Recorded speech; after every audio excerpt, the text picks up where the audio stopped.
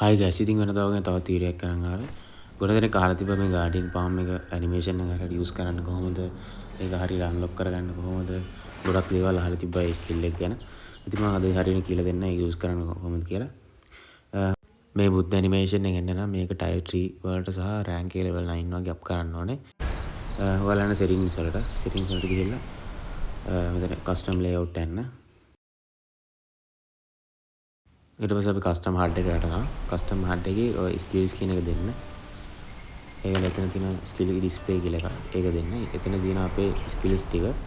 එතනින් guardian farm එක තෝරන් එතන රයිට් එකක් දීලා සේව් විල එක්සිට් වෙන්න.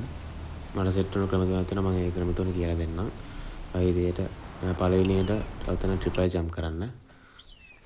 ට්‍රිපල් ජම්ප් කරන නැත්නම් ෆ්ලෝටින් එක ගොබන්න. ඊට පස්සේ එතන අම්බ්‍රෙල්ලා ක්ලික් කරනවත් එක්කම ගාඩියන් ෆාම් එක අයිකන් එක ක්ලික් කරන්න. එතකොට ස්කිල් සේව් වෙනවා ඔය විදිහට. දෙවෙනි එක තේ විදිහමයි. අම්බ්‍රෙල්ලා එක අතර ගන්න. ඊට පස්සේ ට්‍රිපල් ජම්ප් කරන්න. ඒත් එක්ක මිඩ් ටොප් එක බලවත් එක්ක ස්කිල් එක යූස් කරන්න.